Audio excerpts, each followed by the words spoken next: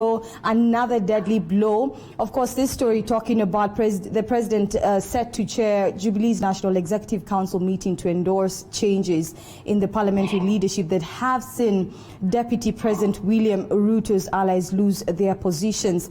What do you think we should expect with this meeting, Barack? I think it's a foregone affair, fait accompli, as we say. The die is cast. It has been cast for a while now. The Jubilee supremacy battle goes on, and I think just now it's the president calling all the shots as far as the present formations go. So I do think that it's just going to be a matter of rubber stamping the whole process. You know what, Leah? When you whip Parliament in State House, you do not expect to see anything coming out except what the chief resident at State House expects. So they have been summoned to Ikulu, and tomorrow, Thursday, is going to be what Ikulu wants. You know, Barack, when you look at this story, Father, talking about the hard stance that the party is taking against disloyalty was evident, well, yesterday. And this is when 3 senators who failed to attend the party's meeting at State House 2 weeks ago, defended themselves before the disciplinary committee. What do you make of this issue of disloyalty in Jubilee Party, Barack? First, you know, words have value. They are loaded with value. When we talk about disloyalty, we start gravitating towards the territory of treachery, that there is something that borders on high treason, that the instruments of the party have assembled, and that they have taken certain stance, and that you have another formation somewhere, maybe another party that has taken a different stand, and therefore you are not voting with your party, and you can be said to be disloyal to the party. It is very difficult, and I reminded you earlier on that I also speak as some kind of party honcho, if you want, that within the same party there are different voices, but we have not been given the issue.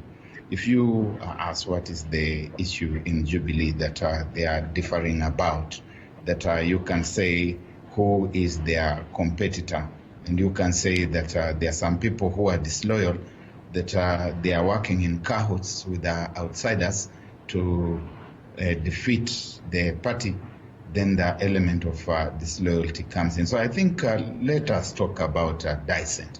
At least as journalists, let us not fall in the trap of using terminology that has been put in place for us by other forces, and we just flow with that tide. So let us say that in Jubilee, the head of the party, who is also the head of state, is stemming dissent. He doesn't want to hear alternative voices. And I think we are seeing the same in other political parties elsewhere, that there will only be one voice.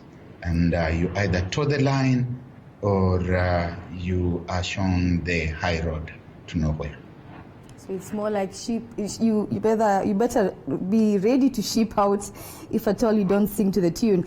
Well, let's just look at this story on page 3, Barack. The headline reads, "With NASA dead, parties are free to seek new alliances," says Raila. Further to this story, Barack talks about, with the National Super Alliance dead, the Orange Democratic Movement will be seeking new parties ahead of the 2022 general election. What are we looking at here? This issue of looking for new parties, what are we seeing? I think let us first begin by accepting to call hypocrisy by its rightful name, that you cannot have it both ways and sit comfortably with your conscience. I want to believe that maybe the ODM leader Raila Odinga has been quoted out of context, that he has been misquoted. I wouldn't want to believe that he has suggested for a moment that NASA is dead, because I'm aware that this Sunday the the 28th, I think it's going to be, Raila Odinga has asked for a meeting of NASA members of parliament at Francis Atwoli's residence in Kajiado, where they are going to discuss NASA issues. He has invited Ford Kenya MPs, he has invited Wiper Democratic Movement MPs, ANC MPs, ODM MPs, and Chama cha Mashinani MPs. They are meeting on Sunday. We have seen the full program of what they are going to do, what they are going to discuss, including parliamentary leadership, and then crown the whole thing with lunch. Now you cannot be doing that, sending out those messages telling people come to this NASA parliamentary group meeting, and you are also using the same mouth that is summoning these people to say that NASA is dead. Of course, it's not even anything that anyone would cry about, but I would be expecting that if Raila Odinga thinks that it's time to dispense with NASA, he should write formally to the Registrar of Political Parties to say that we are no longer in NASA. And once 3 parties have written to the Registrar of Political Parties to say that they are withdrawing, NASA will be dead. And perhaps that would be the best thing for those who are speaking like that to do, so that the way ahead defines itself. But in a brief, I think all these political formations are going to be looking for new partnerships elsewhere. In certain cases, they are likely to be renewing relationships, perhaps forgiving each other for the sins they have committed against one another, and finding ways and means of continuing to work together, because the voting patterns in the country are patterns that define themselves along ethnic lines, ethnic colleges, if you want, ethnic voting colleges. And each of these colleges, unfortunately, tends to find formation around an ethnic community. And so the numbers that you are talking about are the same numbers. And so I see that all these political parties will, in the fullness of time, be groping towards one another and saying, oh, we can work together better this time than we did the last time. Barack, even as we talk about some of these parties talking about working together, further to this story, talks about ODM leader Raila Odinga not being committal, Barack, on his party's plan to strike a deal with President Uhuru Kenyatta's Jubilee. However, according to this story, Father, it says that he explained that such discussions have not been put on the table. Is this true, really? Because we have heard of such discussions having taken place. Well, we could speculate, but have such discussions taken place, if you may know? Raila himself keeps on telling us that if you hear a dog barking, find out who it is barking for.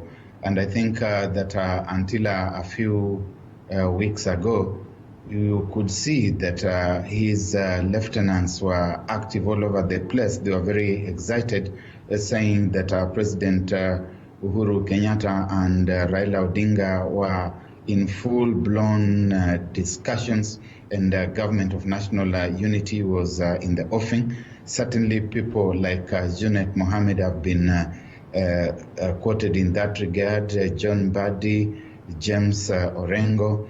And on the other side, we have also seen people like Wambugu Ngunjiri, people like David Murade. They're talking about government of national unity. We have seen Francis Atwoli, who is the matchmaker, talking about the same. So when we start hearing today people saying that no, there's not going to be anything like that, I think it is just possible that they are hitting a brick wall, and therefore you start hearing different kinds of vibes. And that hitting of the brick walls became very apparent about 3 weeks ago, when ODM MPs, quite uncharacteristically in recent times, took the Jubilee government on head on in Parliament. You remember when they were asking questions like, what kind of government is this that is not taking proper care of the citizens' interests and so on. I think it was at that moment that things would seem to have hit a wall.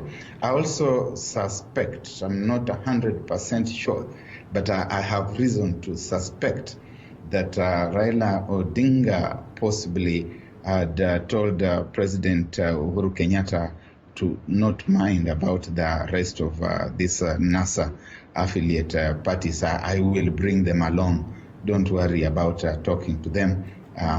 Those ones are under my wings, so we'll come along, and they will come along. And I think the moment other people like Mudavadi and Wetangula started indicating that their parties were not going to be part of any GNU, I do think that that is the moment that things began falling apart. Leah, I am speculating, I'm not giving you a factual report.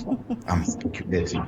It's okay, Barak. Thank you, Barak. Well, I just want us to move away from politics and let's look at page 4 of the Daily Nation still, Barak.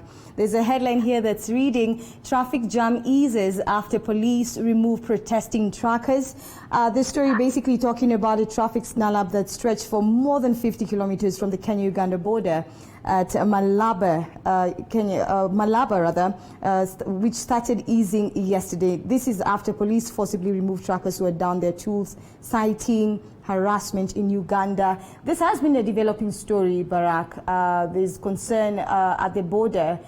Basically, some truckers feeling that they're being harassed. We've even read of stories where they're being, called certain names that sound a little bit discriminative. Talk about someone calling you Ulem to a corona. Barak, what should be done, to really take care of this situation before it goes out of hand? The people of East Africa have got historically the misfortune of being led by people who do not seem to understand what is best for the East African citizens, Kenya, Uganda, and Tanzania especially. And in recent times, our other brothers and sisters who have come on board, Rwanda, Burundi, and South Sudan.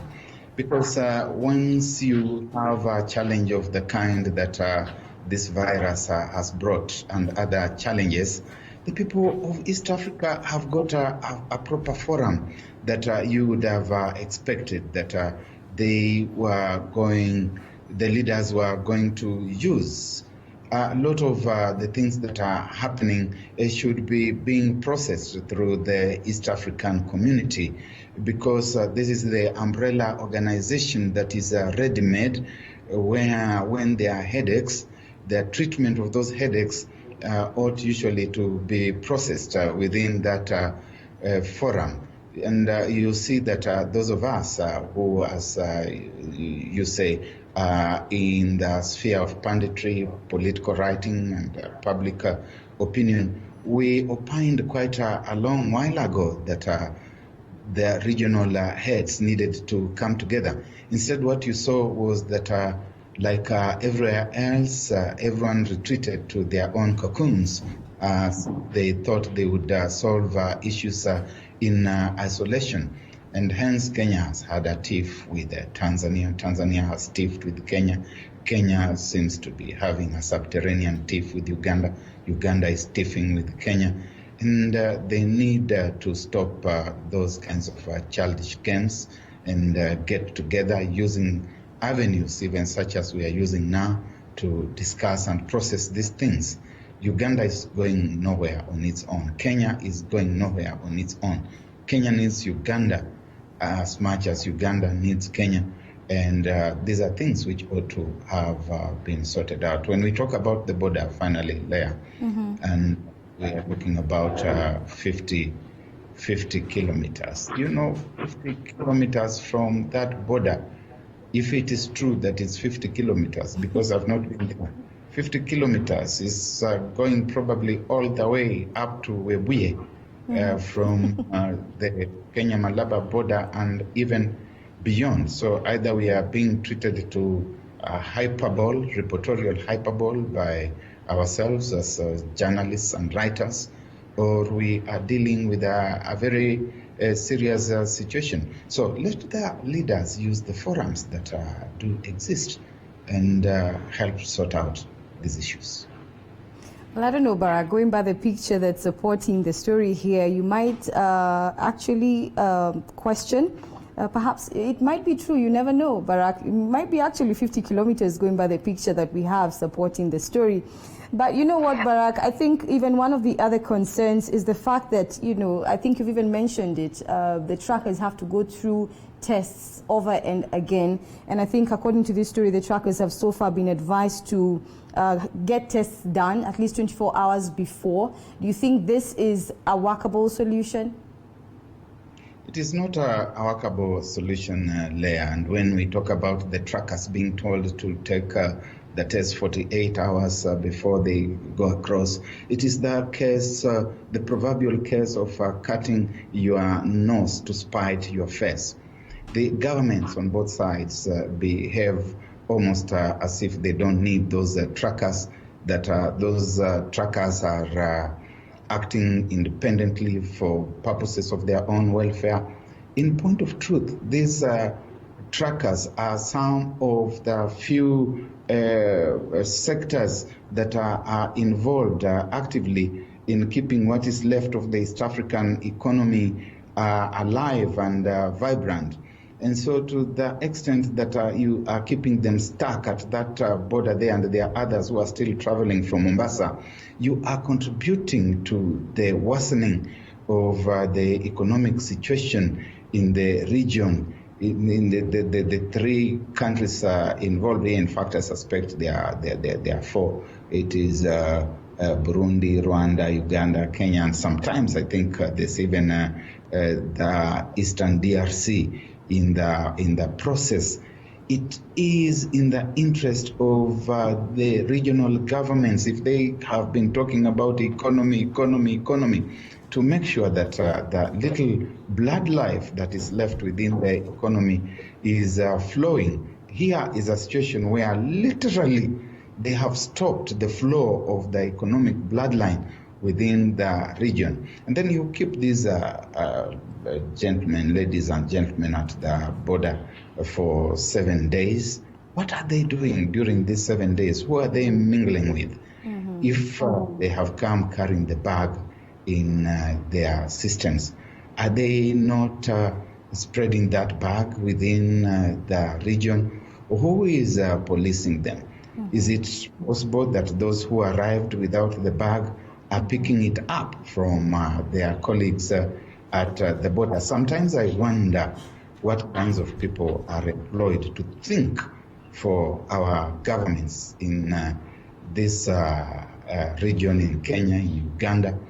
This problem of the appointing authorities looking for people whom they consider to be politically correct and whom they consider to be their friends and relatives is wrong. People should be appointed on the basis of competence, that they can ask disturbing questions and ask power those questions and advise power correctly before things get out of hand, like they're likely to do.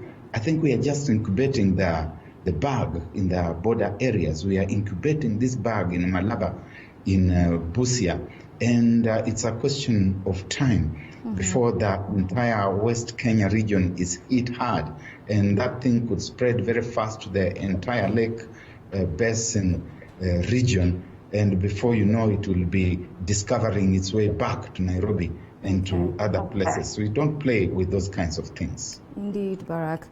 Barak, I look at the People Daily on the front page. The headline reads, "Skip Uhuru meeting at own peril. MPs told," basically talking about 2G warning, stern action will be taken against members of the National Assembly who fail to attend the Jubilee Party event expected to be convened by the President next week. You know, looking at what has been happening, Barak, do you think anyone will dare to fail to attend this meeting? I don't think so. If it were the old days when we had one party, KANU. I expect that Martin Shikuku, George Anyona, I expect that Kassim Mwamzandi and Moshengu Mochofi, Charles Rubia would stay away. James Orengo of those years, not the new James Orengo that we have today. I think they would all stay away because these were principled people who understood why they had gone into leadership. But we are now talking about a house that with the most preponderant respect to the members, the majority of them are basically rent seekers. They are not concerned about the welfare of the country, the growth of democracy, and so they are going to turn up. I think what we need to be addressing a lot more fundamentally, the rest of us, is the derogation of the democratic practice.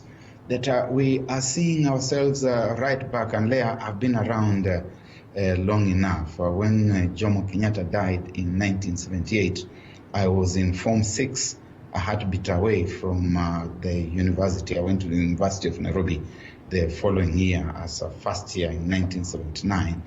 And I can tell you without any fear of contradiction, and speaking as an elder now and with the authority of an elder, that we have been through this before.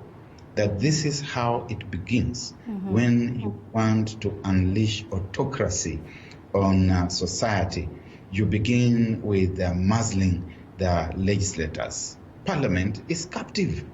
Parliament, when members are taking the oath of office, they say that, and I will work conscientiously, by which they mean that I will be governed by my conscience.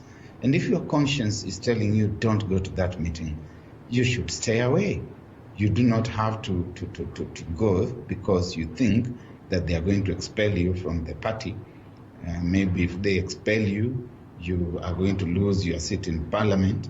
You are going to face the electorate again. You're going to have problems with the loans you have taken, car loan here, housing loan there, don't know, whatever there.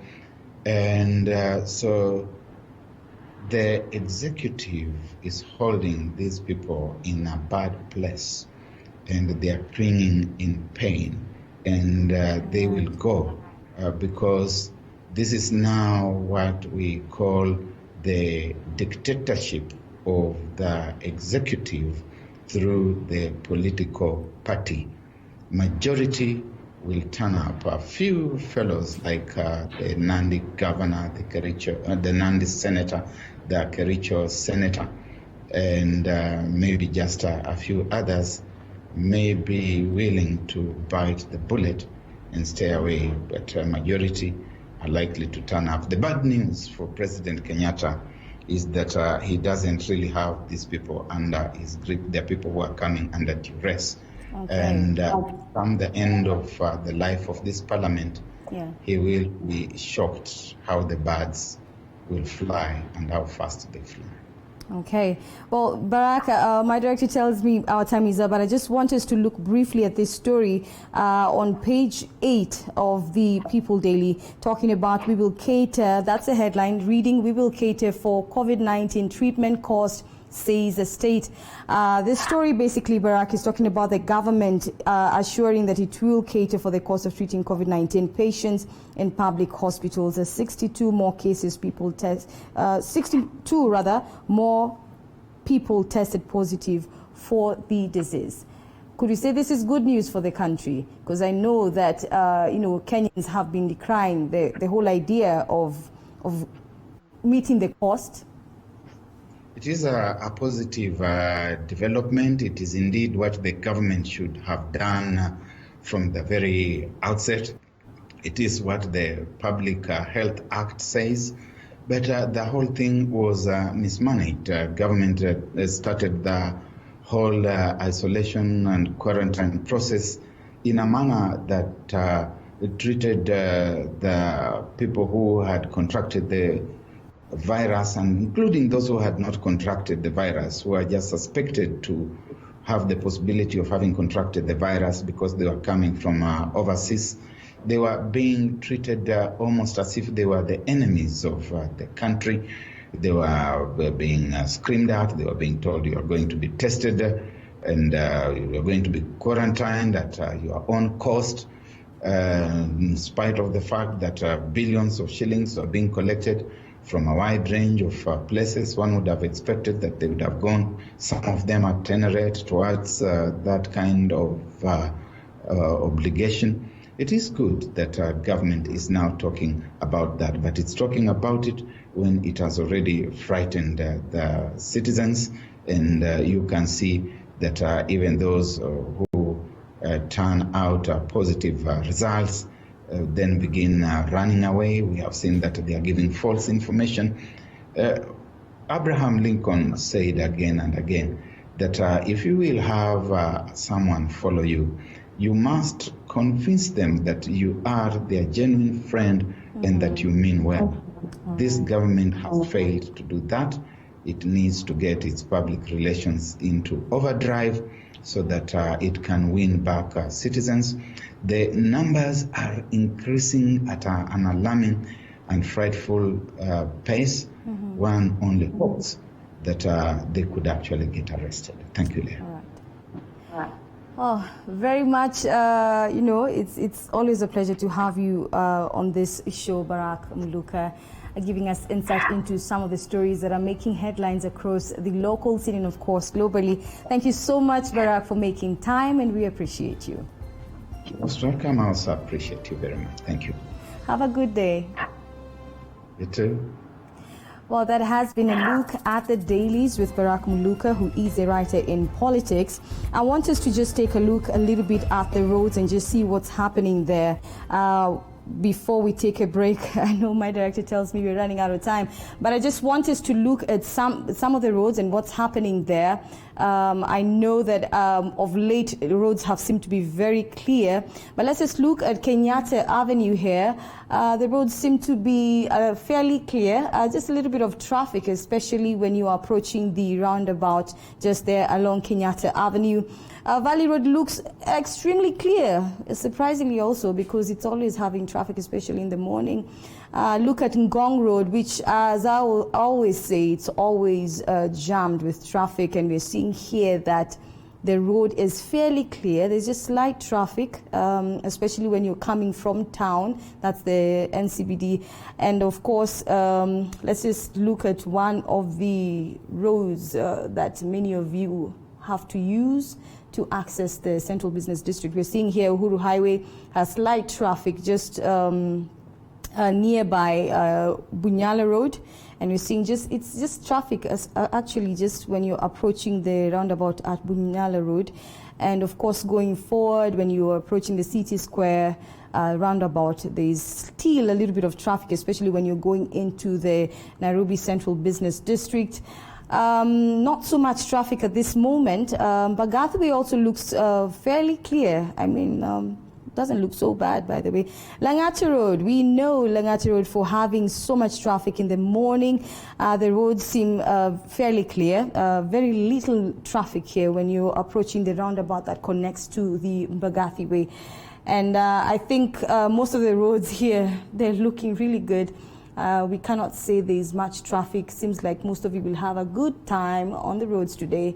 Let's just look at Ngara area. Of course, also there we know sometimes there's a little bit of traffic, but it seems fairly clear. The roads don't look so bad, and seems like you'll have an easy time to where you're going. That's in case you're flying through the routes that I've actually mentioned, and that anyway they're usually key to accessing the Nairobi Central Business District.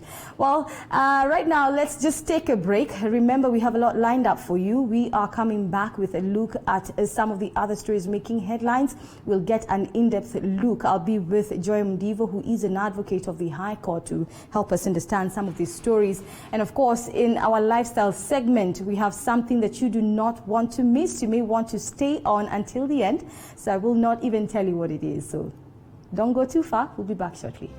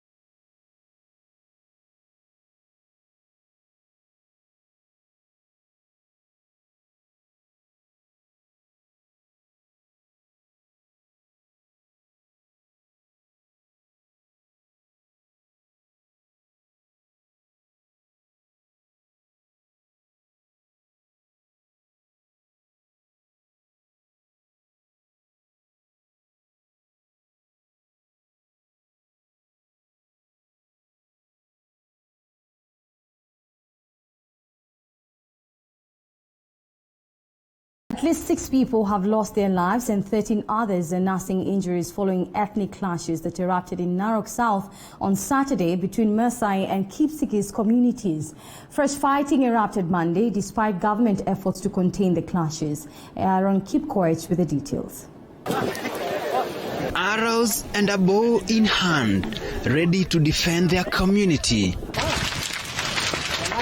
Inter-community clashes between Kipsigis and Maasai communities, which have claimed the lives of 6 people and left 13 others nursing their injuries, and 15 houses reduced to ashes.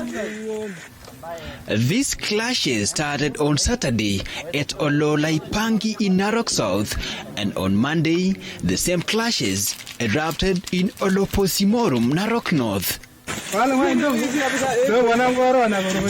Narok County Commissioner Samuel Kimiti condemning the clashes and warned that anyone who is found to be propagating the fighting will be arrested. Na mkiangalia hii mchezo itatuletea hasara. Hatuwezi kurudisha maisha ya mtu ambaye amekufa kwa sababu ya vita ambao haina miguu ama masikio. Mali ile imeharibiwa, hatuwezi tunaharibu hata maisha ya watu wengine.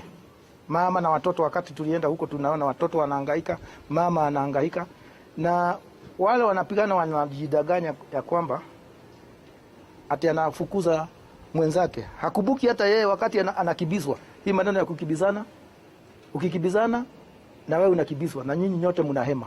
Wakati unalenga mwenzako mshale, hata yeye anakulenga. Kwa hivyo mnaendelea na kumaliziana. Na hiyo ndio sababu tumesema kama viongozi hatuwezi kukaa hapa mambo ikiendelea namna hiyo, na tutahakikisha ya kwamba usalama umedumishwa.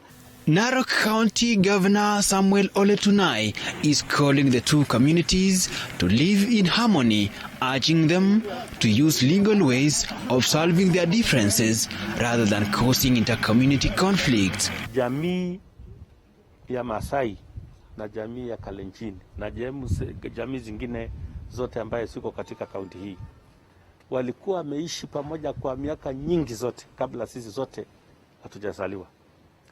The two communities have been coexisting all this time, and therefore I want to call upon the two communities that the same way they have been coexisting together, tunataka waendelee kuishi pamoja vile walikuwa naishi kwa wakati yoyote. The conflict was sparked by an alleged cases of cattle rustling in Orarua area in Narok South. Aaron Kipkoech, TV47. In the past 24 hours, the country has recorded 62 new cases of COVID-19, bringing the total number to 1,348. And as Lydia Gashoma reports, traffic at the Namanga and Malaba borders has started to flow after hitches at the border posts were resolved. At the COVID-19 daily briefing on Tuesday, Health CAS Dr. Rashid Aman announced an increase in COVID-19 positive cases by 62. 23 new cases have been reported at Nairobi County, 6 of the cases from Umoja area, 6 others from Kibra, 3 from Eastleigh, and 2 from Dagoretti North, Langata and Westlands. Starehe and Embakasi East had 1 case each. 16 cases were recorded at Mombasa County, 9 of the cases from Changamwe, 3 from Jomvu and Nyali consecutively, and 1 case recorded at Mvita. 6 cases are from Kiambu County, with 5 from Lari and 1 from Ruiru. 6 other cases were reported at Kajiado County, 4 of the cases from Kajiado Central and 1 case from Kajiado East. 3 other cases were recorded at Miambani Village in Kitui County. Dr. Rashid says that most people have avoided being tested of COVID-19 with the fear of being quarantined, which comes at a cost. The cost of testing, quarantine, and treatment in a government facility will be fully met by government. Any information to the contrary is false and is aimed at misleading Kenyans. I'm therefore appealing to all to come forward and be tested. Transport CS James Macharia has confirmed that they have had a sit-in with the Tanzanian Transport Ministry to chart the way forward on the challenges experienced at the borders. We signed an MOU confirming that we had agreed on the testing protocols. For us as a country, we insisted that anybody coming through our borders had to be tested using the agreed international WHO standards, which is what they call the PCR protocols. And so that was agreed, and that's why from last week on Friday, the trucks carrying cargo, essential services, started flowing through the border with Tanzania. The CS East African Community, Aden Mohammed, has added that action has been taken on the truck drivers who blocked the Malaba border, halting movement at the border. So it is a time to actually exercise patience on everybody's side. This is an unusual time. People's emotions can run high. But what I think is not acceptable is to block the entry point of Uganda through the vehicles that we get from Mombasa entering into Uganda through the port of Malaba. That is something that will not be accepted. More than 5.5 million cases of COVID-19 have been reported worldwide, with about 2.2 million recoveries and more than 300,000 deaths. Lydia Gashomo, TV47. Calls by religious leaders to reopen churches seem to be bearing fruit after church leaders met with the government to deliberate on the matter. And as Eli Logova reports, the date and measures to be used are still unknown, meaning religious activities will have to wait until a later date when the decision will be made. A meeting that took close to 2 hours was meant to address issues around the opening of churches after calls from church leaders on the government to consider reopening the house of worship. Led by Bishop Philip Anyolo, the church leaders say they have agreed on a number of issues touching on COVID-19 and religion.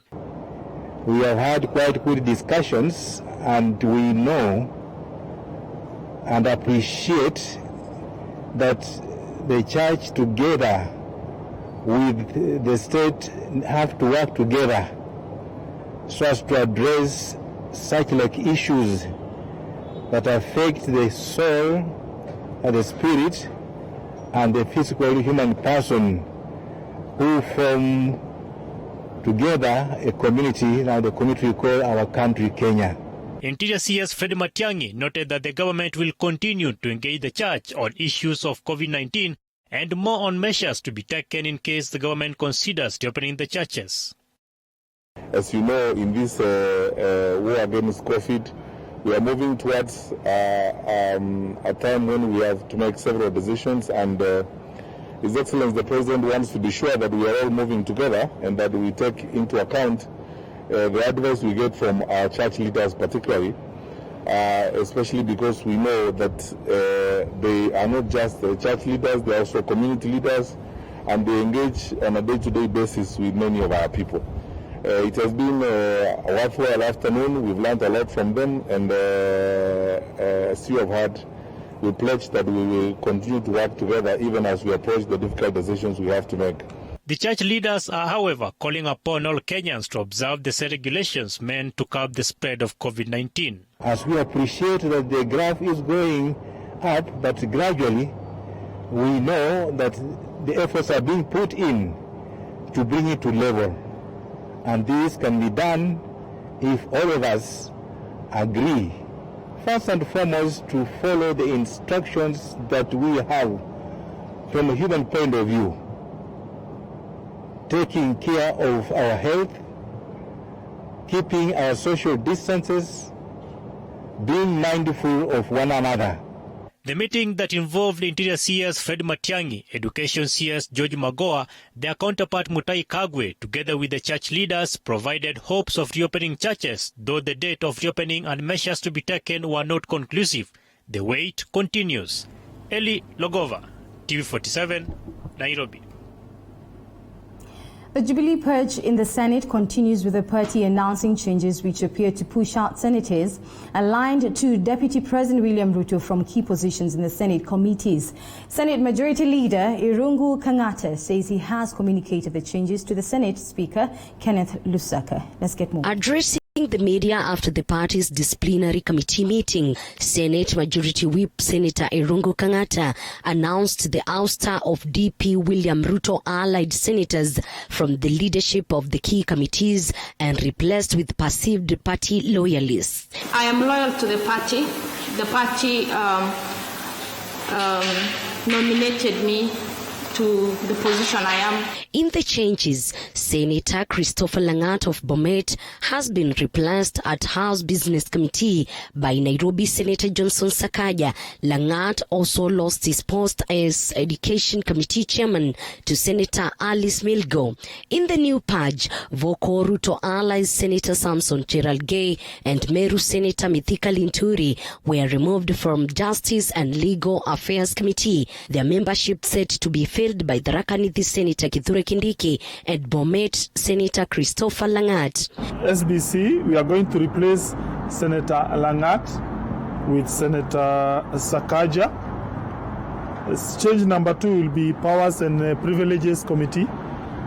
We are going to replace Senator Kang'ata myself with Senator Cherargei. Meru Senator Mithika Linturi also lost his membership at the powerful Senate County Public Accounts and Investment Committee and replaced by Senator Fatuma Dulo. Laikipia Senator John Kinyua will also lose his position as the chairman of the Devolution Committee. Elgeyo Marakwet Senator Kipchumba Murkomen will now be member of the Devolution Committee. Senator Kinyua will cease being the chairman of Devolution Committee. Senator Linturi will cease from being a member of PAC and also vice chair of Legal. Dr. Langat will also cease from being the chairman of Education Committee, and also Senator Cherargei will cease from being the chairman of Legal Committee. The changes, according to Kang'ata, have been communicated to the Senate Speaker Kenneth Lusaka for immediate implementation. This comes even as Party Secretary General Raphael Tuju insists that party loyalty is key and disrespect to the party leader won't be tolerated. And I want to make it very clear, very, very clear, that our party constitution will be adhered to. I want to make it also very clear that we are going to be not very merciful when it comes to the discipline in the party. The party is yet to make an announcement of the replacement of the Deputy Speaker after Kithure Kindiki was ousted in a special sitting last Friday. Already the Jubilee Party having effected its changes in the Senate. Now all eyes are on the National Assembly to see who loses which seat and who gains which seat in the recent coalitions. Elizabeth Mutuko, TV47, Jubilee Headquarters, Nairobi. Well, onto some rather interesting story, call it an innovation. More Kenyans are starting to operate small businesses out of the boot of their cars to make ends meet as the coronavirus crisis has hit jobs and the economy. Tracy Mukami tells us more. This makeshift stand is not the ideal kitchen for a chef. But Boniface Mbogwa, who lost his catering job, is trying to make lemonade out of the bitter lemons served by the COVID-19 pandemic. He drives his car to markets to sell food to traders to make enough money to feed his children. My boss dropped me from work and I had to find something to do for my family since our hotels are not open at the moment.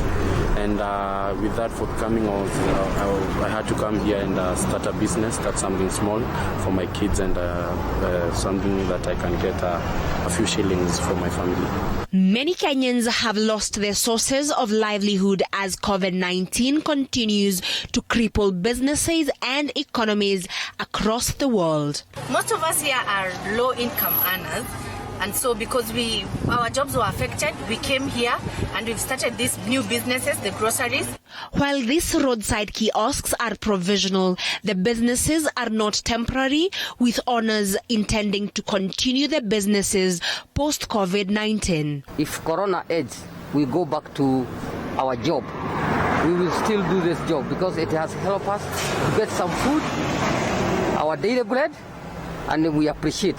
The disease has devastated crucial sectors of the economy like tourism and farm exports. Tracy Mokami, TV 47.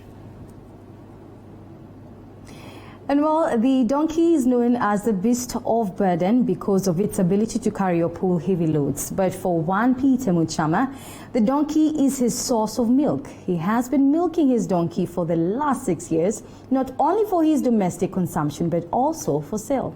Zablon Masharia reports. We meet Peter Muchama on phone. Masaa jioni kukamua ni 6. Saa 12 ya. No one can tell who he is speaking to and the reason for the call. Sasa huyu mtoto kama anaanguka ni ugonjwa wa kifafa. Kuna moja niliponya wa kifafa. Na yeye mtoto alikunywa mwezi moja ndiye alikunywa akapona. Donkeys all over the world are known for carrying load, pulling the plow and other domestic chores in the most ideal situation. In Watalam area, we meet Peter Muchama on his daily routine of fetching water for sale. Muchama says he has been doing this work for the last 14 years, which has enabled him to fend for his family all that while. Na mimi niko na watoto watatu. Huwa nalipa school fees na hii. Na somesa huwa nalipa school fees, nalipa nyumba. Bado niko kwa nyumba ya kukondisha. Kila kitu kwa nyumba, chakula ni hii kasi tu. Other than using his donkeys for fetching water for sale, Muchama also milks his donkeys. According to Muchama, he got the courage to milk his donkeys after learning that residents of Naivasha milks them, and since then he has been milking 1 liter per day. It's noon and Muchama is ready for the milking process. Before he commences the exercise, he sanitizes the milking equipment and the udder of his donkey. After milking, we went ahead and boiled the milk. And then, out of sheer curiosity, I decided to taste it. After drinking the glass of donkey milk, I was offered a second glass of milk. Peter Muchama says, after milking his donkey for at least 2 years, he was told that donkey milk has a medicinal value. Peter's neighbor Masa Motera tried the milk on a sick baby and now say he has seen improvement. Akawa kuniambia nitumie hii maziwa ya punda. Nimeitumia kwa muda wa hiyo wiki moja na nimeona tofauti kubwa sana kwa mtoto wangu. Kwa vile kama ni kutoa ile sauti mtoto akilala kuna ile sauti alikuwa anatoa, sahi hatoi. We however wish to warn the medicinal value of donkey milk is not clinically proven. According to Dr. Dennis Bahati from African Network for Animal Welfare, donkey milk is beneficial to infants who cannot breastfeed for one reason or another. International research has actually shown that there are specific benefits to it. But in terms of narrowing down and saying that, yes, it's a cure maybe for pneumonia in kids, I think more research needs to be done on that and just to show that, yes, it can actually be used for such reasons. Peter Muchama has been milking the donkey for the last 6 years now. Zablon Masharia, TV47, Nairobi. And well, that story brings us to a short break. Don't go too far. Remember, you can also engage us through our social media platforms. That is TV47KE on Instagram, Twitter, and Facebook. And by the way, in case you want to be a part of the discussion we're about to have after this short break, you can also call the number on your screen and share your views about the things we'll be talking about with Joy Mdivo, who is an advocate of the High Court. And remember to also tell us exactly where you're writing from. So don't go too far. Morning Cafe will be back shortly. Stay tuned.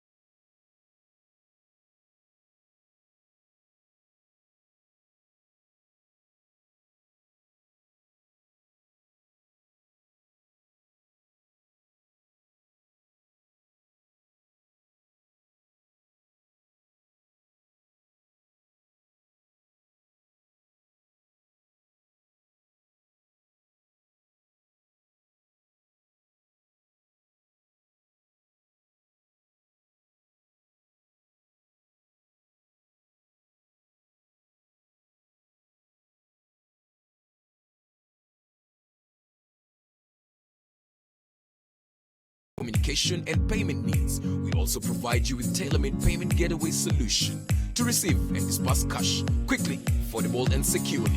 Let us expand your reach and connectivity on USSD, SMS and voice today. Call us on 0723 030 030 or email hello@mtruck.limited.co.ke for more details.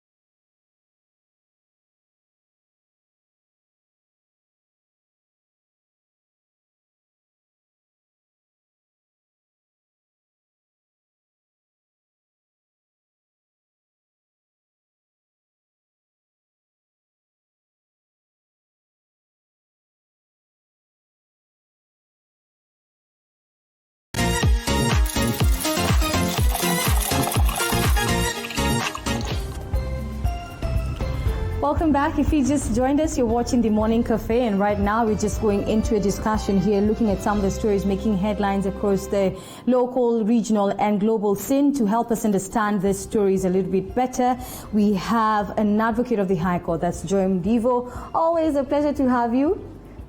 It's nice to see you this morning, Leah. You know, we were saying with my producer that there's this aura you carry. So when we see you, we feel happy. When you know Joy is coming on tomorrow, we are happy. It is the glory of the Lord. Well, Joy, you know, I want us to anyway, you always make me happy, Joy. But let's begin by look at a story here. The Treasury talking about the Kenya Airways bailout. The Treasury Cabinet Secretary Ukur Yatani has so far stated that he is keen on a long-term solution anchored in nationalization of the Kenya Airways. When we talk about nationalization of the Kenya Airways, what does that mean?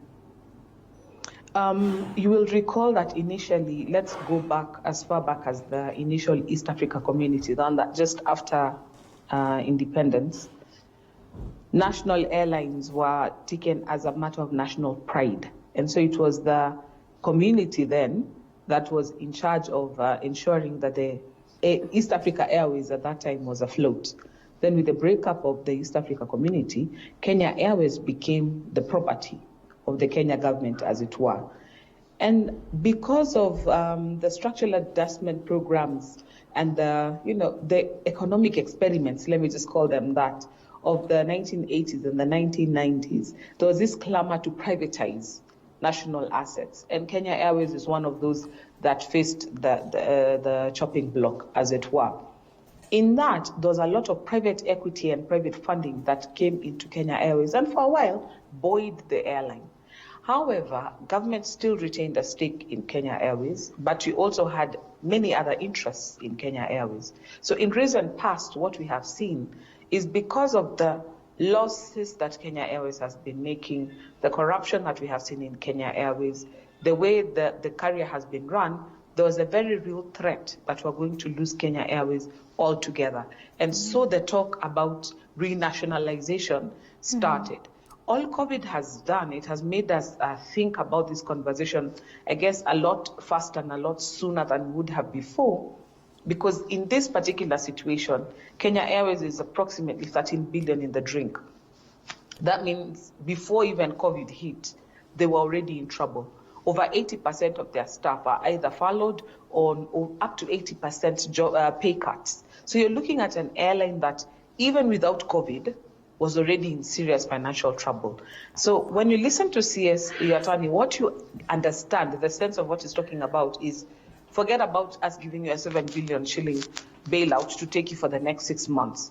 You need to have a strategy, or we need to have a strategy to ensure that this is not good money chasing after bad, that this is going to be an investment that will actually be able to turn Kenya Airways around. So there's a very strong team there. Kenya Airways is a very strong team. They're seasoned professionals who can be able to turn this thing around. But there's so much politics surrounding it. There's a lot of corruption that has gone on about it. There's plenty of contracts that were a bit dodgy with some of the leases, some of the fuel hedging. That now with COVID, we have the chance to renegotiate. So I'm really happy that the CS is looking at this in terms of the long term, rather than just saying, oh, we are too big to fail, throw some money at us, because that's the strategy that has gotten KQ where they are. They kept imagining they were too big to fail. Government has a stake in us. They're one of our largest stakeholders. They'll always bail us out. Moving forward, that cannot happen. Joy, but that said, this is across the globe. This is not a Kenya Airways problem right now. All airlines actually have applied and required some government help, which is a loan that eventually will be repaid, but it's like a shot in the arm to get them back in the air again. All right. You know, Joy, even as you talk about the fact that the CS is looking at it from a long-term perspective, I mean, remember that the national carrier needs money for maintenance of grounded planes. We have also issues there, payment of staff salaries and settlement of utility bills. Will this nationalization of the carrier help in addressing these issues? Talk about maintenance of grounded planes and whatnot. That is what they're looking for, because the 7 billion that they're looking for immediately is to keep them afloat for the next 6 months while the airline industry normalizes. We are foreseeing a situation where, not even foreseeing, what we are seeing now is some of the airlines that are opening up some of their airspace a little bit. And some international travel has started happening. So we're seeing in the next maybe 2-3 months, it may come back up full force in terms of scheduling and availability of flights. What is doubtful is the uptake. How many people will actually be flying around? How many people actually still have the money to fly around? Because in times of crisis, even if you had some money saved up for your Malta holiday, you'd rather keep that and see how long it will be before your own income stabilizes. So the recovery will be longer than 6 months. So even if you're looking for money to keep the lights on for the next 6 months, what's your plan for the next 6 months after the initial 6 months? And that's why I think the CS is coming in. This, in my opinion, would be a time also for government to negotiate that any money going into Kenya Airways right now needs to be equity. It cannot just be a loan or a grant. It must be we are buying more shares in this stock. So that the nationalization also happens as we go along, because Kenya Airways, as a Kenyan, a pride of Kenya, so to speak, is an important entity. But right now, 7 billion shillings, if you look at the president's recent economic stimulus, 7 billion is like half of what was allocated to agriculture, for example. I mean, you can't be that big that the entire of Kenya should just starve so that you can survive. So you need to give Kenyan people value for their money. Let's look at the restrictions of movement into and out of 4 of the counties that are very key for, airlines. We talk about the Nairobi, Mombasa, Kwale, Kilifi counties. And this was basically, as we know, to curb the spread of the virus, which has hit very hard the Kenya Airways so far. Looking at these restrictions ongoing right now, we don't even know if they will be lifted eventually. If they persist, then what does it mean for the Kenya Airways? If I listen correctly to the president, the last address that he gave us when he was announcing the stimulus package, he sounded like he was leaning more towards reopening the economy rather than further locking it down. If you look across the world, most people have started some return to normalcy. Domestic travel actually contributes a lot to the volume of business that Kenya Airways does. It's not a very big chunk, but it is something. It's not insignificant. There are many people, especially in Kenya today, many of the people who engage in air travel domestically do so for business purposes, for work. It's convenient. I can go to Mombasa in the morning, have my Matahad and Mombasa locals, come back home in the evening. I don't have to spend extra money or an extra night in Mombasa looking for accommodation. So many people would be happy to spend that money because it gives them convenience. Now, unfortunately for Kenya Airways, if the airspace is opened, there are locally, the local airlines as well, the no-frills carriers, will also be open. So there's the issue also of competitiveness, because that is something that Kenya Airways has been struggling with in the domestic market and even regionally, as it were. So it would be a shot in the arm, but it would not be enough. The international travel is a lot more beneficial to them in terms of the bottom line. Well, Joe, you know why I'm asking this question about if perhaps the restriction of movement persists. Look at what's happening right now. The World Health Organization has warned of the second peak of COVID-19. We do know that the WHO has also talked about, in this regard, the lifting of lockdown measures. The WHO is saying it is not advisable because right now we may be looking at the first wave of the virus, and there's potentially, according to WHO, another wave that might come later. So looking at what's happening and what the World Health Organization is saying, if indeed these restrictions persist, then what would it mean for the Kenya Airways, considering that these counties may continue on a lockdown? And I don't mean to downplay the science or to talk down on our doctors in any way. But in this particular instance, I think the medics have led us as far as they know how to lead us. Why do I say this? Is that we do not have enough information, even about, for example, an issue of a vaccine or an issue of treatment, for us to say, by the way, if we stay put for the next 5 months, for sure we'll have a vaccine and we can be able to reopen the economy. We cannot say that. Knowing how the world runs on people working, people generating income, people spending the income, then the economy rolls. And what we've seen in most countries in the world is that whereas we're happy to do the initial lockdown to help our health systems sort of catch up to speed with the pandemic, we are faced with the other dual reality that, by the way, if we lose our entire economy trying to stop the virus, we may come to a place where there are people who are alive but they're dying of hunger. And that's why you find many communities where Either it's the citizens pushing back, like what we have seen in the States, some of the United States of America, where some governors decided to just keep the economies open, or you find like what we are seeing with our neighbors in Tanzania, where they decide, you know what, let's just roll the dice. After all, who lives and who dies is actually a divine function. We cannot say whether we will keep people alive or keep people dead. So will there be a second peak? That's a medical problem. What I am seeing happening now is people weighing the economic problem as well. You don't want to create one major crisis while you're trying to avert another. So with the doctors knowing what they know so far, doing what they're doing so far, they're at a much better position right now in terms of knowing what is happening with COVID than we were in January. However, they don't have enough to tell us when COVID is going to come to an end. So if you look at, for example, HIV, if until now people had been told, don't have sex until we can find a vaccine for HIV, we would be facing extinction, wouldn't we? So there's some things where we have to say, okay, what do we know about it? How can we mitigate it? How do we move forward? But just face the reality of, you know what, this is our new normal. But at the same time, having to reopen the economy. So are we talking about a second peak? Possibly. Is it going to be really terrible? Possibly.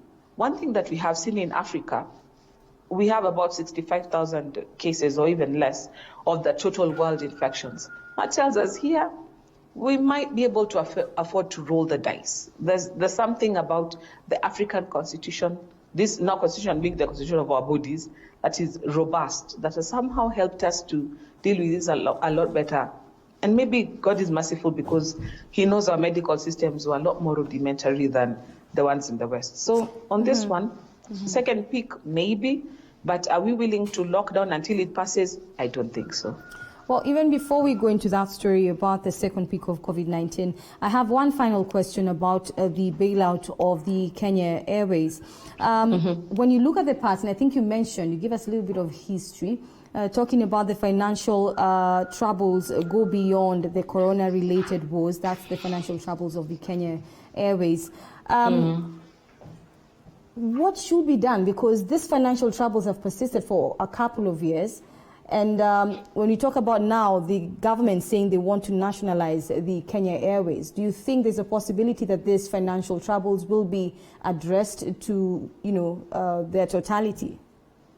Now, I'll not claim to know exactly how big the scope of what KQ is facing is, but let me give you just what I know from my observer status on the outside, what I read in the media. There are several things that were working against Kenya Airways. The last that I heard about it, they were leasing a lot of their aircrafts, and some of those contracts favored the lessor a lot more than it favored us. And so you need, for example, let's use a commonplace example. You need a matatu to play a route, but what you've negotiated with the guy who owns the matatu, you're making a lot of money but giving a lot of it back to him. So that was one problem. Another problem was something that airlines regularly do. It's called fuel hedging, where you sort of negotiate a price, looking at the trends, negotiate a price and hedge it. But that turned out to be a source of also hemorrhaging money because our hedges were too high. And so even though you are trying to keep the price predictable and stable, you are paying a lot more for it than even if we had waited for market forces, we'd never have gotten there. So those are just two of the examples that I can say off the bat. Oh, and that also the economic unrest that we saw with the staff members. They had plenty of staff who they had laid off. They had court cases that they are dealing with. So there were some obvious management issues that were going on. The other thing was spreading too far. Too many routes being opened and not enough traffic to sustain some of those routes. So some of these things is where the restructuring of KQ would have to start with. And with the current situation, it's an opportunity. It's let's say an excellent excuse. This is the dog ate my homework moment. We all get to do this paper again. So KQ has an opportunity to say, right, you use what in law we call the force of, it's like an act of God. Start voiding some of those bad contracts. With what you know now, start looking for ways of renegotiating some of those deals. Some routes that were not profitable, this is an opportunity to just cancel them. Those that were profitable, this is an opportunity to boost them. See if we can have a better leverage on what KQ is doing, because the way they are going before, still, they are not going to break even, so to speak. So this is an opportunity to hit Control-Alt-Delete and start again. Okay. Well, I just want us to go into this story. Just mention it slightly because I know you've touched on it a little bit, Joy. The story about the World Health Organization warning of a second peak of COVID-19. Of course, we know so many of global economies. We're talking about also the African region.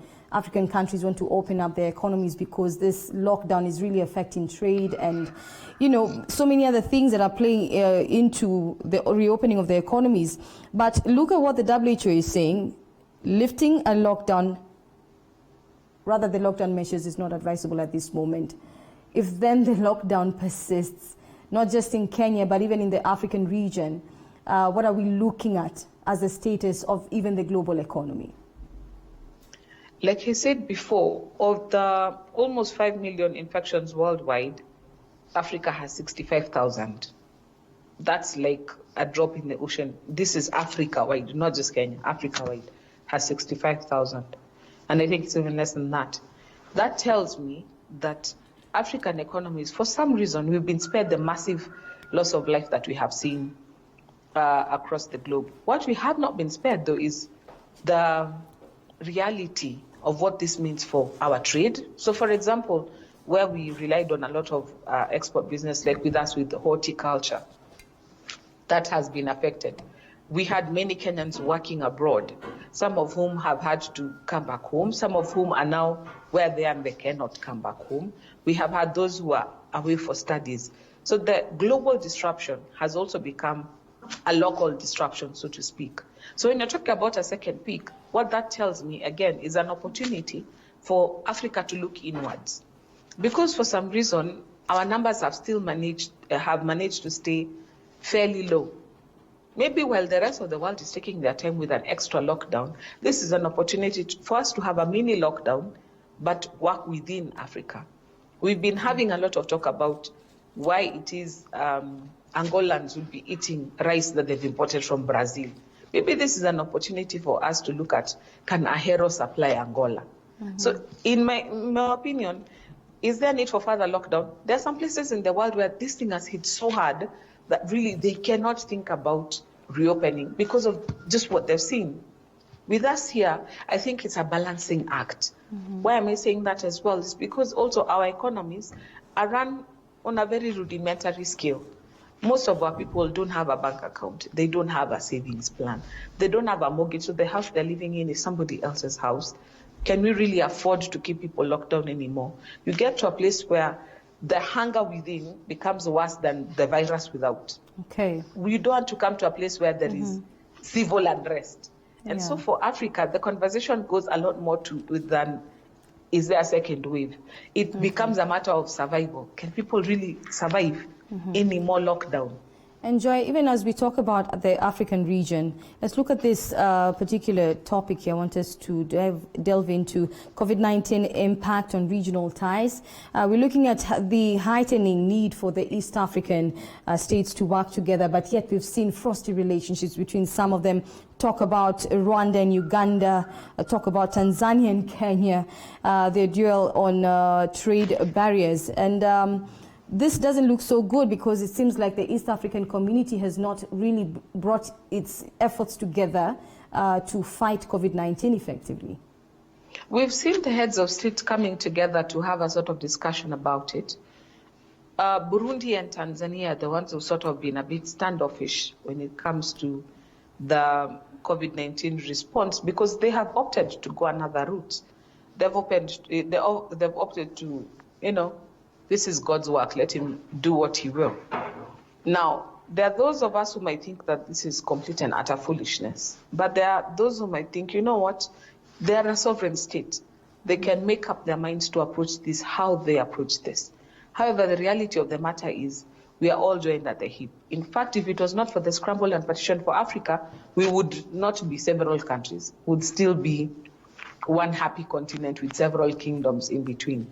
So I think this is an opportunity, and I think with what we saw with the Kenya-Tanzania dispute, at first it was very hard line, oh, you can't cross, you can't cross, you can't cross. It got to a place where the reality checked in and there had to be a conversation where now they said, okay, moving forward, this is what we've agreed. In Tanzania, we're not announcing figures. So Kenyans, you do your testing, but don't announce figures. It was as simple as that. Okay, maybe not as simple, but as in a solution could be found. What we're seeing in Malaba right now is the same thing. The conversations must be had. At the end of the day, it is impossible for any one country in the East Africa region to imagine that they can isolate themselves completely from the others, because our borders are also very porous. It's not everybody who crosses into Kenya who comes in through the border posts. There are some places where the difference between Kenya and Tanzania is a river. Once you cross the river, you are across.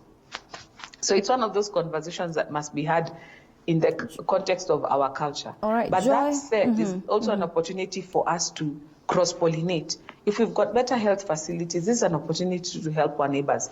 If they've got more economic opportunities, there's an opportunity to also learn from them. And I think the president's tone the other day sounded like he was seeing some sense in what President Magufuli was doing in terms of allowing people to have some income and some latitude in this area. So, well, Joy, I think the question now would be the fact that you're talking about perhaps African countries, and you've mentioned no African country can fight COVID-19 on its own without the help of its neighbors. And so the question would be then, how then can these African countries harmonize their response? Is there, a possibility that there could be a harmonization of response from African countries towards the fight against COVID-19? One of the things I know we can do, for example, is in testing. So you remember, let's go back to the Kenya-Tanzania dispute. The tests in Tanzania would show one thing, the tests in Kenya would show another. What that tells you is not that the one is fake or one is not, it's that they are using two different tests. So one is an antibodies rapid test, another one is using the one that is looking for the virus itself in the system.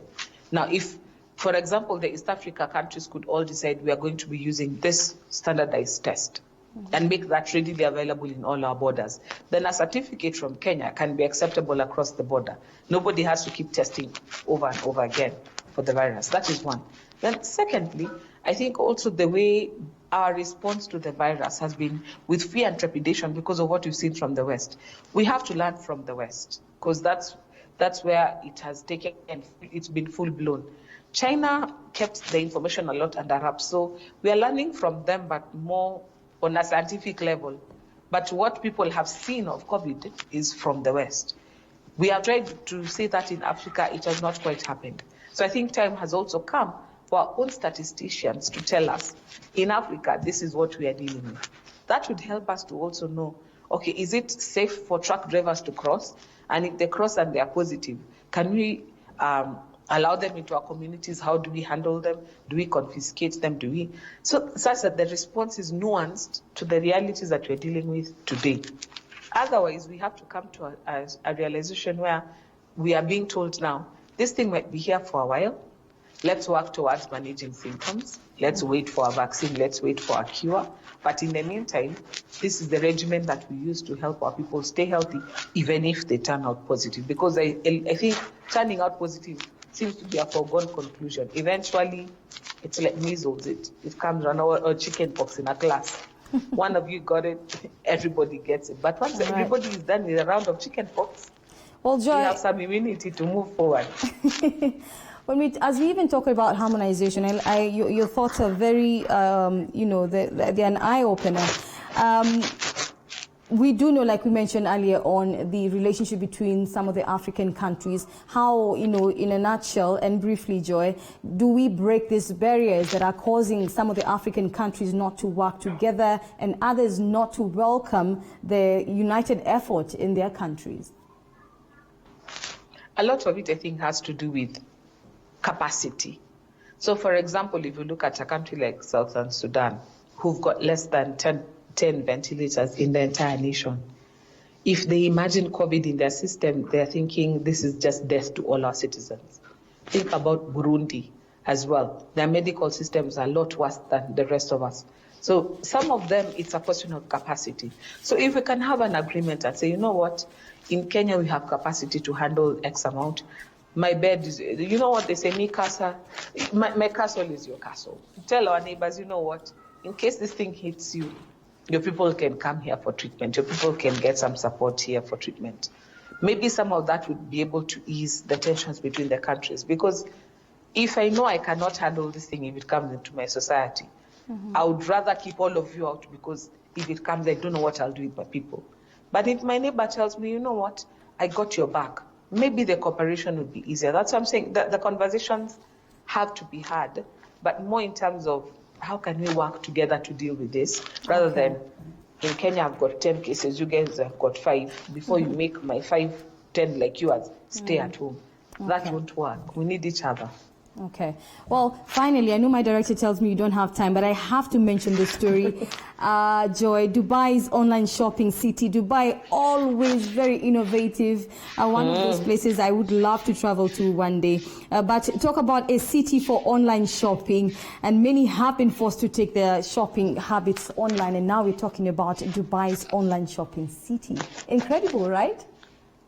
Dubai is always on the cutting edge, and we saw that with their Freeport, where they said, you know what, us guys don't have much that we are using, but we've got a lot of space. Come and sell all your world wares here without any taxes. And that proved to be a stroke of genius. We've been pussyfooting about that idea with Mombasa becoming a free port. Now again, they lead the way. And they say, you know what, in terms of online shopping, guess what? We are still the world's preferred supermarket. It's a stroke of genius. Why? Because as you have said, with COVID, everything has moved online. We've gotten to a place where people have realized, oh, that meeting could have been a Zoom. People have realized that conference could have been done online as a webinar. We've come to a place where we've also realized, you know what, I can order something to my specifications and it can be delivered to my door. They're simply leveraging on the new normal. And for them, I must congratulate them, because as a country, they have made their entire economy thrive because of other people coming to spend money there. Now they've realized people may not be able to come to Dubai, but they're giving you the incentive to still shop in Dubai. Talk about thinking ahead. Wow. Not just thinking ahead. You know, I was Googling their site, and they've come to a place where even digitally, online, you can get a UAE, like a smart access. And it can enable you to access a range of services without ever leaving your country. And if you ever turn up in Dubai, you already have the persona to carry on. In the UAE, you already have the online persona to legally carry out a lot of functions. You know, it's the stuff of legend. Here we are still with e-citizen, and we feel like we're making strides. People have gotten to a place where people who are not their citizens can actually get legal identity to actually work, live and work and shop in their city. From wherever they are across the world. It's the stuff of genius. We seem to have run out of time, but thank you so much, Joy, for always making time. It's always a pleasure. Do have a lovely day ahead. Same to you. Thank you for having me. All right. Bye-bye, Joy. Bye. Well, that has been a look at some of the stories making headlines, of course, locally, regionally, and globally. Then that was Joy Mdivo, an advocate of the High Court, basically helping us to understand these stories a little bit better. I want us to take a short...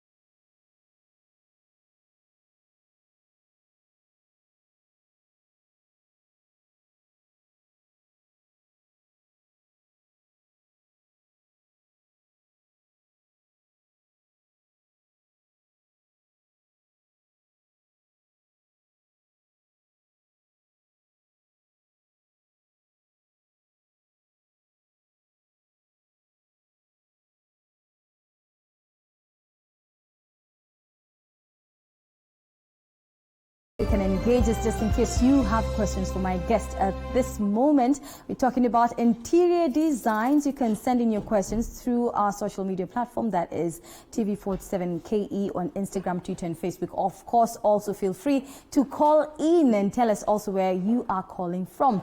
And we have Dorcas Cherono, who is an interior designer. Looking good, Dorcas. Thank you. You're looking great too. Thank you. When we talk about interior designs right now, I mean, everyone is trying to make their space look beautiful. It's not like back then when no one really cared for having murals, flowers and whatnot right now. What would you say is standing out right now as far as interior designs are concerned? One thing for sure is that people are taking in more seriously about decorating their spaces and making them very beautiful. I'd like to even specify, especially this period with the COVID-19, you realize you're home, you decide now, so today I'm going to change this curtain, I need to change the carpet, and you really feel like people are way ahead. They are more informed about what needs to be done with their spaces. It's not just a basic building that you decide, So what are guys looking at when you talk about interior design? But let's even begin there. When we talk about interior designing, what are we looking at? What are some of the aspects of interior design? Interior design. Basically, you're just not looking into building up a space just like that and leaving it like that. So we are talking about the aesthetics of this space. We are talking about lighting, we are talking about colors, we are talking about the different structures, cabinetry, the things that just add up to the space and make it functional and more appealing. Yes. I've gone to different places, even my own friends' houses, and you find someone has put a wall that is completely black, and another one is completely red and yellow. And when you enter, there's a feeling you get. You're like, I'm not feeling so cozy in this place. So maybe tell us, how do you mix up the colors, especially when it comes to the walls? Because the walls are everything. Once you walk into a room, the first thing you see is the walls. Yes. Yeah. So basically, it all boils down to someone's tastes and preferences. So you find someone decides she needs an entirely busy yellow that's very eyesore or very popping, like the one now, the black you're saying. It all boils down to somebody's taste. And obviously, in most of our projects, once we establish that this is what you like, this is even what works with what you already have, that's when we now advise with the colors, with the accessories that you can add to your space. Yes. So where do you begin? Do you first have to read the person's personality, try and understand, like I know for me, I'm bubbly. You come to my house, you find pink seats, by the way. Oh, okay. Some say I'm girly and whatnot. But anyway, not about me. But when you're talking about profiling people, where do you begin to understand them in terms of, their personality and the kinds of colors that can really match something that they want but still look good and appealing for anyone else who's coming in? Okay. For interior design, it's very funny, by the way, because it's more like dating, actually, if you look at it, because when you meet someone, you want to have this chemistry that you will understand their design or their kind of style. There are different kinds of styles. Someone is very laid back, they want just very calm colors. Someone wants something that really pops. Someone wants something from the industrial kind of era, something. Someone wants the Victorian style. So it really all boils down to, again, how we meet, how we connect, how, there's a bit of that. There has to be chemistry for you to understand someone's style before you delve into decorating their space. Okay. Yes. What are some of the ways in which someone can, begin in terms of getting the right colors? Say someone is not able to afford an interior designer and they want to get their own thing done. Where do they begin in trying to get the right colors to match each other and make the space look a bit appealing? Okay. Mostly, it's very, interior design is sometimes your own taste works and it depends. Now, if you need to start and maybe you cannot afford one, some of the things you just try and do, maybe you start with probably the furniture that you have in your space and you now see what other colors could go with this. all right? If you do brown, maybe with orange, those are colors that are very conventional generally. So usually you can just, it's a 50-50 game, but usually most people may not get it, and some really do get it, which is a good thing. When you look at cool colors, or you've talked about brown, you've talked about orange, what kind of colors would you be looking at for the walls that can match with? For the walls? Yeah. There are different shades of maybe I'd call maybe chocolate colors that are a bit bright, that don't make the space so.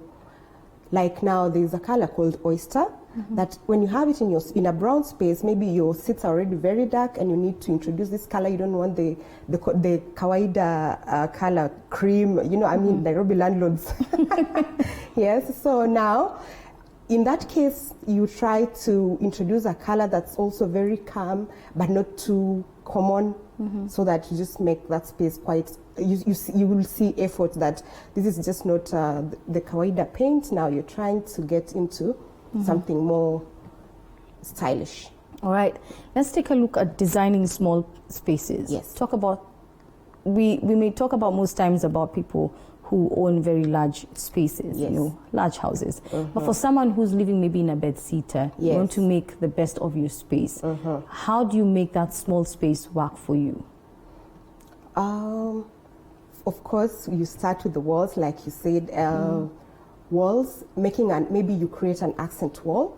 An accent wall is now a wall where you introduce maybe a theme or a color that you like, that you'd like to have in your space. That works best because it shows effort. It shows a little bit of intent to make it not just a room. So it's not just the bed that you have and your little cooker there. So once you paint a wall, then you have a nice bed. Also, bedding is very important for such a kind of a space. You introduce maybe a few flowers. Decorating with flowers is also very nice. Always really brings out a good environment. You feel it's very homely. Yeah, so you can use a bit of accessories, lighting, then that really makes the space kind of very, very impressive. Okay. Yes. Let's talk about furniture right now. We've seen a lot of different, shapes coming up. The L shape. You have the divan seats. What is really working for most people right now, and that's affordable?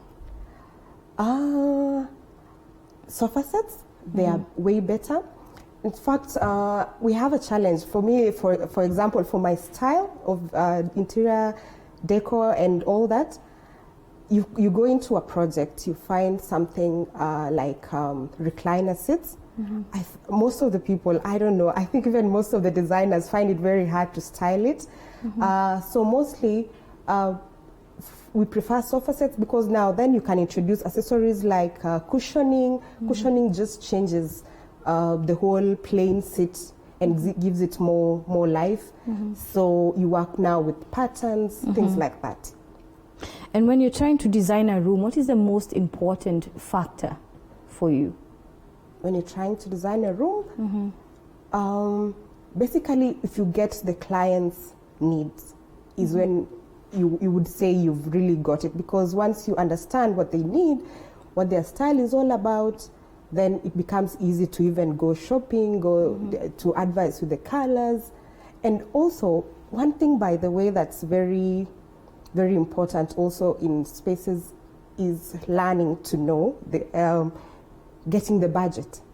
Because most of the time, you have to work with the budget and make it functional so that you get the most from it. Yes. So when we talk about designing a room, some of the things that we can look at that are the most important ones and still within our budget, what will be the ideal room that you could say for someone it's affordable, it's the kind that you can actually create for yourself at home. Yeah. Come again, please. Okay, because you've talked about the fact that, recliner seats, you've talked about sofa sets and whatnot. Yes. But for some people, they're trying to, they may not completely understand what interior designing entails, but they want someone to tell them where they can begin with a minimal budget. So when we talk about seats, what kind of seats can we get that would still make the room look beautiful? When we talk about maybe murals, what can we be looking at? Or like you've mentioned, also flowers. Yes. So basically, I believe in the market there is something for everyone. It just depends with how much you're willing to spend, and it also determines what kind of items you will get for your space. So usually, just get the most from whatever plan or budget you have. Go shopping, exhaust on all your options before you settle on something that will work for your space depending on your budget. I know that you've been doing this for quite a bit, and you've worked with different people as far as interior designing is concerned. For the clients that you've had who have worked on a low budget, what are some of the things that you've seen them buy that you've helped them get for their homes? Okay. That are on a minimal budget. Minimal budget. First of all, paintwork is very pocket friendly. Also, accessories. Most of the accessories are way affordable. I mean, going for as low as 200 shillings. So when we talk about accessories, what are we talking about? We are talking accessories. We're talking about placements, things you can move around the house, like flowers, flower vases. You're talking about cushion covers. You're talking about statement pieces. Yeah. So other than the statement pieces and the like the accessories you're talking about, what are some of the other items that you can get on a minimal budget to make your space look beautiful? Well, there's a huge range of items you can introduce into your space. After you've sorted, especially when you've sorted the major things, especially like furniture. Now in a space, let's take for example a living room, you have sofa sets, you have a table, you have a TV stand, then now you introduce color, you want to introduce, maybe sometimes you introduce mirrors to make it even bigger, and you know the reflections also make it really pop sometimes. You introduce flowers. There's a huge range of items that you can use for your space, and always works perfect. And when we talk about lighting your room, because for some they may not want to use the usual bulb lighting that you find in your room. They may want to create a certain illusion in the particular room, say maybe the sitting room. Yes. How do you begin to work on your lighting? How can you make it better? For lighting, there is we have different kinds of lights. For maybe a living room, if you want to create an ambience, or even you can introduce color changing bulbs or chandeliers that work with that space. There are a huge range, by the way, because you find that you find chandeliers that go for even as little as 3,000 bob. That is color changing, has music. So that way you see you can still achieve a very classy living room or space at a low budget. Yes. And when we talk about seats, because I know it's always a great concern, for some you buy seats and you find that they become hollow, where most people sit on them. And then there's also the issue of wood. And I don't know, what would be your thoughts? I mean, you've seen a lot of these things happening probably in some of the houses where you've been a great help to. Yes. What would you say is the best wood when it comes to furniture that is also affordable? I don't want us to go into something expensive, but something that's affordable even for the audience that's watching right now, and that is also of quality. Okay.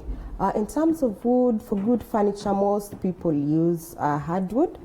Hardwood range, you can have mahogany. Also, some other alternatives that are not so expensive, like pine, is used for furniture, and it clearly gives a very nice wood finish, and you don't have to spend so much with it. So ideally, even as you speak about the cushioning and all that, it all narrows down to the materials used, because all along you find even in the market there are low quality ones, and so it really, the furniture people now, that is when they come in again, and it determines what kind of furniture you're going to have in that space and how durable they will be. Yes. Let's talk about the veranda as we come to a close. Sometimes you want to spice up your balcony, make it look nice, or your veranda. Yes. How can you work on your veranda or your balcony to make it look a little bit more appealing than just an empty space?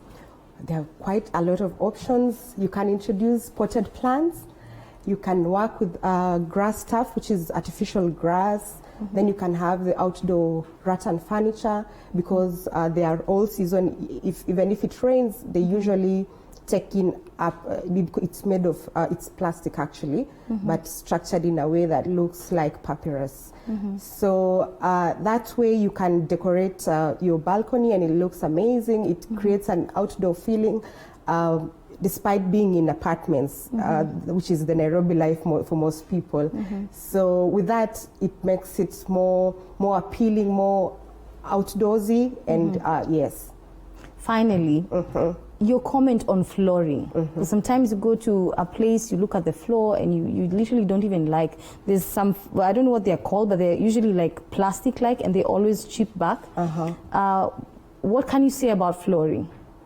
Flooring, first of all, is very important for any space, because first of all, that is where the most interaction goes on. As you move in and out of that particular room or space.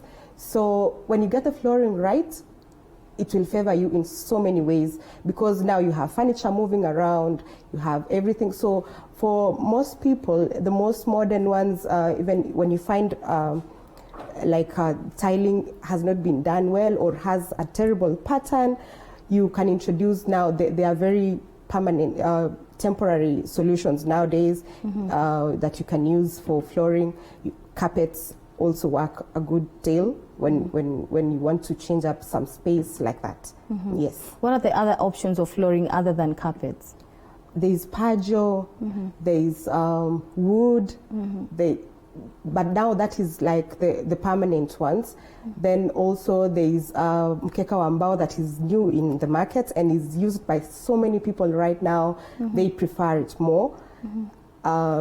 That sorts it out, because this is a carpet that you can, it's almost like a tile, and it's very durable. You can move with it. Yes. All right. Thank you so much for making time, Cherono. It's always great to hear, great insight about things, especially that have to do with interior design. I know so many people don't understand how to match the colors, the seats, the curtains, and whatnot. Thank you so much for making time and helping us understand a little bit more. Thank you so much. Thanks for having me. All right. Well, that has been a look at interior designing, just trying to understand how you can make your small spaces look more beautiful. And of course, I must mention that my colleague, my director is always like, mention the brand. So anyway, the brand is in the studio. We call him Le Brand. I wish he was able to talk to me right now. I asked him why he calls himself the brand, but well, he's not able to talk to us today.